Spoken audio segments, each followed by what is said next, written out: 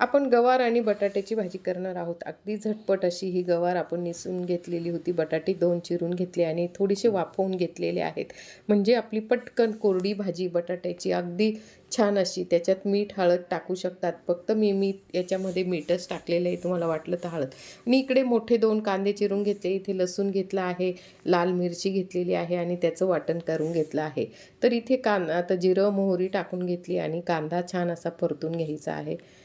असा कांदा परतल्यानंतर त्याच्यामध्ये थोडंसं डाळीचं पीठ किंवा बाजरीचं पीठ टाकू शकता तुम्ही, अर्धा चमचा। आणि त्याच्यानंतर लसूणाची जी आपण लसूण आणि लाल मिरची जी केलेली होती ती टाकलेली आहे आणि थोडासा गरम मसाला टाकलेला आहे, हळद टाकलेली आहे आणि छान अशा ह्या शेंगा आपण अशा ज्या आहे गवार शेंगा आणि बटाटे अशी स्वादिष्ट अशी चटणी तयार केलेली आहे, छान अशी डब्यासाठी। तुम्हाला जर माझा व्हिडिओ आवडला असेल लाईक शेअर कमेंट करा।